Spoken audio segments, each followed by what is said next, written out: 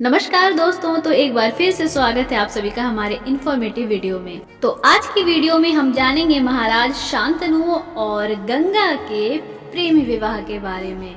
हस्तिनापुर के महाराज शांतनु बड़े धर्मात्मा राजा थे। वे एक बार गंगा के तट पर विचरण कर रहे थे, तभी उनकी दृष्टि एक अति सुंदर नव युवती पर पड़ी। उस सुंदर नव युवती को देखकर शांतनु उस पर मोहित हो गए। उन्होंने उससे कहा, हे सुंदरी, तुम जो कोई भी हो, मेरा प्रेम स्वीकार करो। मैं तुम्हें अपनी धर्म पत्नी बनाना चाहता हूँ। मेरा समस्त राज्य वैभव तुम्हारे चरणों में अर्पित है। वह नव युवती और कोई नहीं, स्वयं गंगा थी, जो तट पर घूमने के उद्देश्य से आई थी। गंगा ने मधुर मुस्कान के साथ उत्तर दिया, राजन, मैं आपकी पत्नी बनने के लिए तैयार हूँ, किंतु आपको मेरी एक शर्त माननी होगी। हे देवी, तुम्हारी हर शर्त मुझे स्वीकार है, राजा ने उत्तर दिया। राजन, मैं उसी स्थिति में आपकी धर्म पत्नी बनना स्वीकार करूंगी जब आप मुझसे यह नहीं पूछेंगे कि मैं कौन हूँ, मेरा कुल अथवा वंश कौन सा है। मैं जो कुछ भी करना चाहूंगी करूंगी। आप मुझे नहीं टोकेंगे, और यदि आपने मेरी इस शर्त को तोड़ा तो मैं उसी क्षण आपको छोड़कर चली जाऊंगी। यदि आपको मेरी ये शर्तें स्वीकार हैं तो मैं आपसे विवाह करने के लिए तैयार हूँ।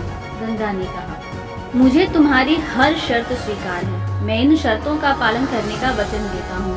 राजा ने उसे आश्वस्त किया। गंगा ने राजा से विवाह कर लिया और सुखपूर्व महाराज शांतनु के राजभवन में रहने लगी। गंगा के शील, स्वभाव, विनम्रता और निर्बाध प्रेम में राजा निमग्न हो गए। समय धीरे धीरे बीतने लगा। समय के साथ राजा शांतनु के यहाँ एक एक करके 7 पुत्र हुए, किंतु गंगा ने हर बार अपने नवजात पुत्रों को गंगा में बहा दिया। उसके चेहरे पर अपने नवजात पुत्रों को गंगा की बहती धारा में फेंकते समय जरा भी अवसाद या दुख का भाव नहीं आता था, परंतु राजा शांतनु गंगा के इस कार्य से अत्यधिक दुखी थे।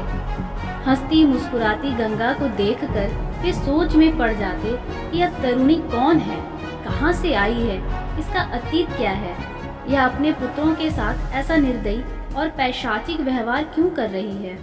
पर उन्हें गंगा से उत्तर मांगने का साहस नहीं होता था, क्योंकि वे गंगा को कुछ भी न पूछने का वचन दे चुके थे।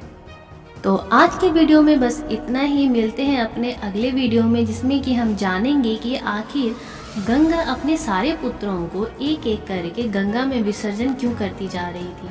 तो हम अपने शब्दों को यहीं पे विराम देते हैं। मिलते हैं अपने अगले वीडियो में। Till then bye bye guys.